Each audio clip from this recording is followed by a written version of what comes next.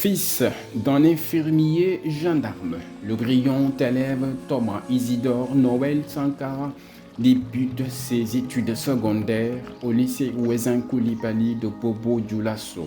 Il obtient son baccalauréat au Prytanée militaire de Kadiogo. Déjà, le jeune bachelier sert la messe. Pressenti par certains comme un futur prêtre, Thomas Sankara, malgré sa religiosité chrétienne, refuse d'entrer au séminaire de formation des prêtres. La formation militaire était plutôt le choix de Sankara fils.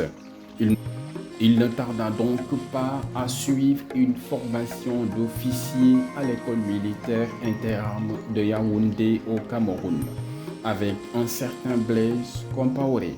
Il passe même à l'Académie militaire d'Antirape de Madagascar pour y étudier les sciences politiques, l'économie politique, le français et les sciences agricoles. De retour au pays, il devient rapidement commandant du Centre national d'entraînement commando, situé à Pau. La même année, il prend part à un stage d'aguerrissement au Maroc. Il fonde aussitôt avec d'autres officiers le regroupement des officiers communistes ROC. Dans la formation qu'il dispense aux jeunes recrues, il insiste sur les droits et devoirs des citoyens soldats. Il acquiert une renommée nationale dans la guerre contre le Mali, où il s'est illustré. Nous sommes en 1974. Il multiplie ses lectures et s'approche des militants de l'extrême gauche. L'homme a une claire conscience de sa mission dans la marche de son pays. Il est témoin des coups d'État qui interviennent en Haute-Volta en 1980 puis en 1982. Ce dernier coup d'État de 1982 qui consacre Jean-Baptiste Ouédraogo, président de la République de Haute-Volta, était en réalité préparé au seul profit de Thomas Sankara. Mais il a décliné l'offre au dernier moment, assure Jean-Baptiste Ouédraogo. En janvier 1983, il est nommé Premier ministre.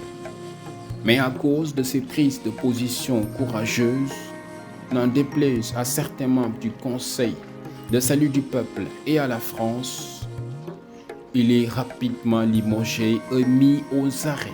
Je cite: « Lorsque le peuple se met debout, l'impérialisme tremble. L'impérialisme qui nous regarde est inquiet, il tremble.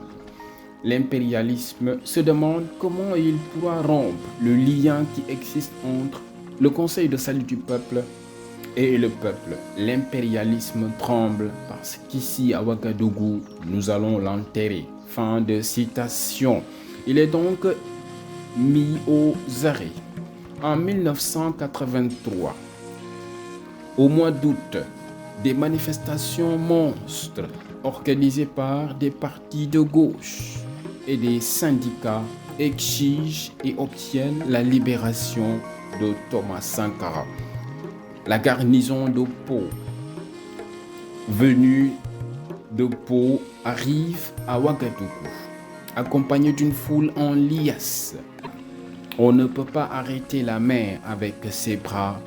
Thomas Sankara devient le président du pays qu'il rebaptise Burkina Faso, pays des hommes intègres.